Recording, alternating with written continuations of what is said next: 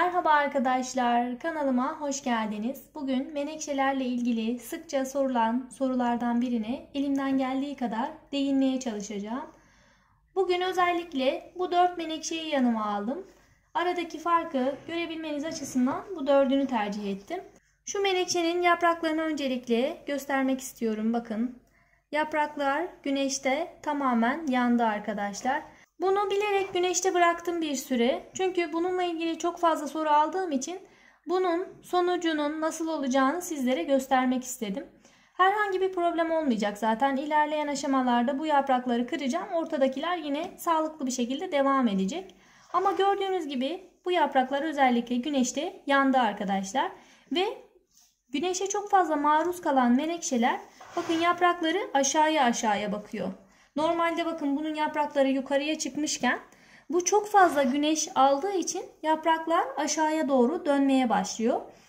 Direkt güneşi menekşe o yüzden sevmez. Bununla ilgili ama çok fazla soru aldım. Özellikle menekşe güneşi seviyor ama siz bize doğruyu söylemiyorsunuz gibi bazı takipçilerimden olumsuz düşünceler aldım. Ama işte bakın size kanıtı.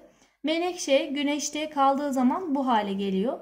O yüzden menekşenizi direkt güneşe kesinlikle maruz bırakmayın arkadaşlar. Yazın özellikle sıcak zamanlarda perde arkasından bol ışık alması oldukça faydalı olur. Ama direkt güneşe maruz kalırsa bakın bu şekilde yapraklar yanar ve bitkiniz hiçbir zaman sağlıklı olarak gelişmez. Yanan yapraklarda böyle kıvrışır ve çiçek açma kesinlikle olmaz bu aşamada. Peki böyle yanmış olan bir menekşeniz varsa, güneşte çok fazla kalmış olan bir menekşeniz varsa ne yapabilirsiniz? Bunun orta kısmını görüyorsunuz. Orta kısmına herhangi bir yanık yok arkadaşlar. Özellikle bu dış yapraklarda bir yanık söz konusu. Bu yüzden hemen şu yaprakları böyle dış yapraklarını kırarak budama yapabilirsiniz. Sadece şu orta kısmındaki sağlıklı olanları bırakabilirsiniz. Ve dediğim gibi kesinlikle tekrar bu kadar güneşe maruz bırakmayarak bu bitkinizin sağlığına kavuşmasını sağlayabilirsiniz.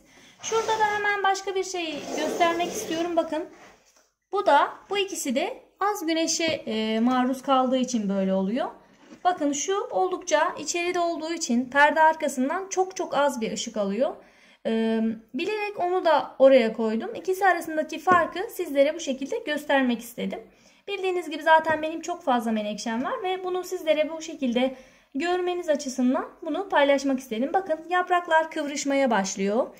Bitkinin yaprakları yukarı çıkıyor. Neden yukarı çıkıyor? Güneşi görebilmek açısından iyice yukarıya doğru çıkmaya başlıyor.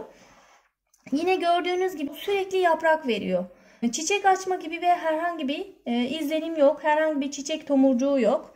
Güneşi az gördüğünde bu şekilde oluyor. Güneşi fazla gördüğünde de az önce gösterdiğim gibi yapraklarda yanık meydana geliyor. O yüzden dikkat etmeniz gereken şu: ne direkt güneş alan bir yer olacak ne de böyle çok karanlık olan, ışık almayan bir yer olacak. Perde arkasından güneş görebilir ama bu güneşin de tabii az olmaması gerekiyor. Az olursa dediğim gibi böyle gelişmez ve çiçek açma olmaz. Sadece yaprak verir. Bu şekilde sürekli yaprak veriyorsa şuna da dikkat etmeniz gerekiyor. Yaprakların bir kısmını budamanız gerekiyor. Biraz budama yaparsanız, yaprakları kırarsanız o zaman çiçeklenme fazlalaşmaya başlar. Yaprakları kırmaktan çekinmeyin arkadaşlar. Bitkiniz tekrar zaten yaprak verecektir. Çiçek açmasını istiyorsanız özellikle arada bir yapraklarını kırmanız, budama yapmanız gerekiyor. Bakın şunu özellikle göstereyim. Gördüğünüz gibi bu şekilde bir menekşeniz varsa bakın her yerden yavrular fışkırmış. Bu yavrular fışkırdığı için bunun çiçek açma ihtimali olmaz bu aşamada. Yavruları ayırmanız gerekiyor. Geçen yine bir takipçim böyle bir menekşe fotoğrafı gönderdi. Bu şekildeyken menekşenin çiçek açması çok zor. Çünkü bir yandan sürekli yavru veriyor ve o yavruları büyütmeye çalışıyor. Hem yavruları büyütmesi, bu kadar yavru varken hem de çiçek açması mümkün olmaz. O yüzden bu aşamada bakın burada çok fazla yavru var. Bu yavruları hemen ayırmanız gerekiyor. O zaman bitkinizin bol bol çiçek açmasını sağlayabilirsiniz. Yine şunu da göstermek istiyorum. Bakın bunu çok yanlış bir dikime maruz kalmıştı bu menekşe. Ve ben bunu düzeltince biraz kendini toplamaya başladı. Menekşe ile ilgili her zaman söylüyorum. Bakın çok dikkat etmeniz gerekiyor. Bu gövde kısmının aşağıda kalmaması gerekiyor. Yukarıda olması gerekiyor. Çünkü yukarıda olmazsa sulama yapılınca buradan sürekli suyu alacağı için gövdede çürüme olur ve bakın şurayı göstereyim. Bakın çürümeler hemen hemen meydana gelmişti. Düzeltince biraz kendini toplamaya başladı ama dediğim gibi çürüme olmaması için bu kısmın özellikle yüksekte kalması ve sulamayı yapınca suyun buraya temas etmemesi gerekiyor. Çünkü mantar hastalığı oluşuyor ve gövde kısmını kaybediyoruz. Gövde kısmını kaybedince de bildiğiniz gibi köke doğru çürüme ilerliyor. Bu konulara dikkat ederseniz menekşeleriniz sizin de oldukça sağlıklı olur ve bol bol çiçek açar. Özellikle aşırı derecede güneşe maruz bırakmayın. Bu şekilde yapraklarda yanıklar oluşmasın. Yine yavrulu, çok fazla yavrulu olmasın, böyle çiçek açmasına engel olur bu durum. Ve çok az ışık alırsa, güneş alırsa da bu şekilde sürekli yaprak verir. Yapraklar uzar ve çiçek açmaz. Tüm bu anlattıklarıma dikkat ederek siz de menekşelerinize bakabilir. Böylelikle bol bol çiçek açmasını ve gelişmesini sağlayabilirsiniz arkadaşlar. Yine destekleyici gıdalar verebilirsiniz. Bitki besinleri verebilirsiniz. Özellikle size bu aşamada tavsiyem kuru maya ve aspirinli su. Bu oldukça gelişmesini, çiçeklenmesini sağlıyor. Bunu uygulamanızı tavsiye ederim. Yine yumurta kabuğunu da saksının içerisine ezip karıştırabilirsiniz. Bu da oldukça faydalı olacaktır.